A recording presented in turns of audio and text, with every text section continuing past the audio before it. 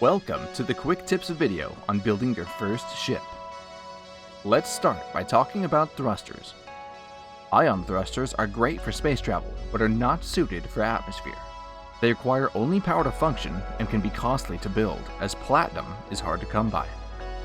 Atmospheric thrusters, similar to ion, only need power to function.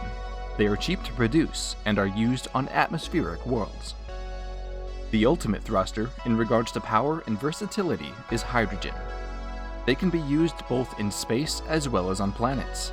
However, they are challenging to fuel, as the constant burning of hydrogen requires large sources of ice. When ready, let's access the toolbar config menu and grab all the parts we'll need. If some are unavailable, you may need to refer to the quick tips video on progression.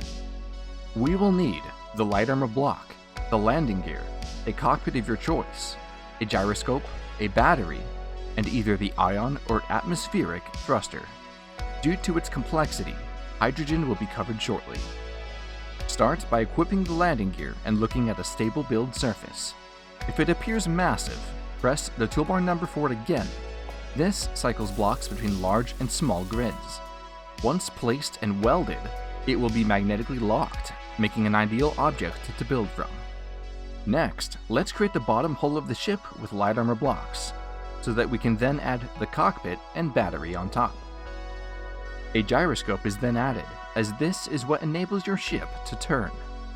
Larger ships may require more than just one. Finally, the thrusters are added.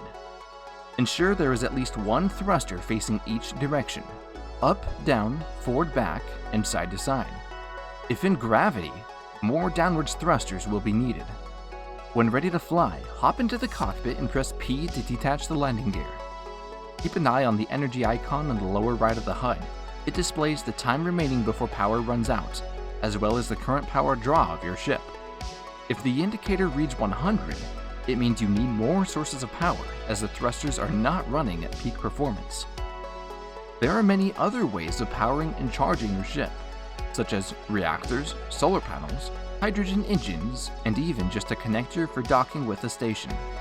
The batteries will automatically recharge when connected to a source of power, or can be manually adjusted in the control panel. To use hydrogen engines, there must also be a source of hydrogen. This is done through the processing of ice inside an O2H2 generator. Hydrogen can also be stored with the use of tanks. Many ships use both, so that hydrogen can be made and stored even during flight. Ensure that the thrusters are conveyed to the tanks and generators correctly.